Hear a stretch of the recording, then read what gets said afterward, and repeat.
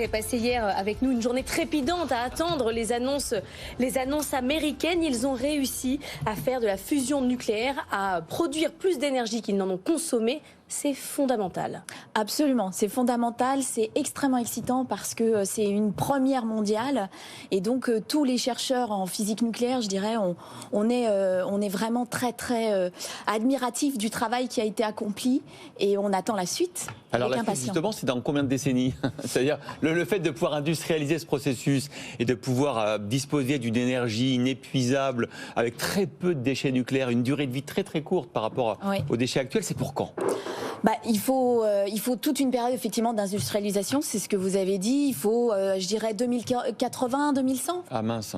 Bon, normalement c'est 2050 l'objectif pour décarboner la planète. Oui, bien sûr, il faut commencer à décarboner en 2050, mais après il faudra continuer à décarboner. Donc on est toujours dans les mêmes objectifs et surtout de produire de l'énergie dont on a, qui est vitale pour toute la Terre. La technique américaine n'est pas la même que la technique européenne. Qu'est-ce que ça change? Est-ce qu'il faut les suivre absolument ou nous continuer une recherche sur autre chose? Non, je pense qu'il y a de la place pour tout le monde. ITER, effectivement, c'est un confinement magnétique avec des champs magnétiques. Ce qui s'est fait aux États-Unis, c'est avec des lasers. On confine avec la puissance des lasers. Mais les deux techniques sont intéressantes avec des atouts et des défauts chacune. Mais il faut continuer toutes les recherches. De toute façon, vous savez, dans ce processus jusqu'à l'industrialisation, il y a plein de marches encore à faire. Donc on ne sait pas encore aujourd'hui quelle sera la technique de demain. Alors hier, on s'est beaucoup réjoui parce qu'effectivement, il y a du rendement. C'est-à-dire qu'en fait, on a utilisé moins d'énergie qu'on en a produit. Sauf que, pardon, je suis peut-être rabat-joie, mais bon, je trouve qu'1,5 c'est bien. Mais ce qui serait génial, c'est d'avoir effectivement une énergie avec très peu de mise au départ, c'est-à-dire de multiplier encore plus ce rendement. Est-ce que c'est l'idée? Est-ce qu'un jour on arrivera à fusionner des atomes d'hydrogène avec finalement très peu de moyens et produire une énergie infinie? Alors, il y a deux choses. La fusion, c'est déjà 4 fois plus d'énergie que la fission. D'accord.